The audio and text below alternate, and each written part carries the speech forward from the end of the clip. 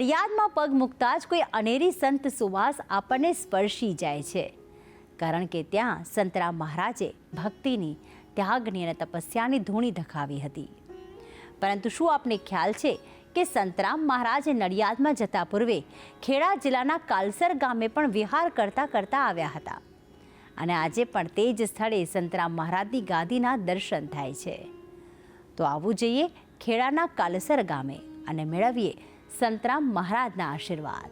આપણા દેશમાં સંતો મહંતોને ઈશ્વર સરીખું સ્થાન પ્રાપ્ત થયું છે, કારણ કે પૌરાણિક સમયથી જ ઋષિ મુનિઓ સંતો મહંતોને ભારત દેશમાં આગવું સ્થાન મળે છે. ત્યાં સુધી કે ઈશ્વર પણ જ્ઞાન પ્રાપ્ત કરવા ઋષિ મુનિઓની પાસે જતા હતા. પરંતુ હવે વાત કળિયુગની છે કે જ્યાં મનુષ્યને માર્ગદર્શન આપે છે સંતો અને મહંતો, અને એવા જ એક ગુરુ એટલે સંતરામ મહારાજ. ગુજરાતમાં સંતરામ મહારાજની ગાદી સ્થાપિત હોય તેવા ઘણા મંદિરો છે, પરંતુ આજે આપણે જઈશું ખેડા જિલ્લાના ઠાસરા તાલુકાના કાલસર ગામે, કે જ્યાં આશરે 200 વર્ષ પૂર્વે સંતરામ મહારાજ આવ્યા હોવાની માન્યતા છે. આશરે 13,000ની વસ્તી ધરાવતા કાલસર ગામે એકદમ મધ્યમાં સંતરામ મહારાજનું મોટું મંદિર આવેલું છે, કે જ્યાં પ્રવેશતા જ રામનાથ મહાદેવનું ધામ આવેલું છે. ત્યારબાદ અંદર એક વિશાળ પરિસર ઓળંગીને દર્શન થાય છે સંતરામ મહારાજની સુંદર ગાદીના. આ ગાદીને નિત્ય સુંદર પુષ્પો અને આભૂષણોથી શણગારવામાં આવે છે. ગુજરાતમાં કુલ 9 સ્થળોએ સંતરામ મહારાજની ગાદી સ્થાપિત છે. તેમાંથી કાલસર ગામની આ ગાદી સૌથી સુશોભિત અને સુંદર છે.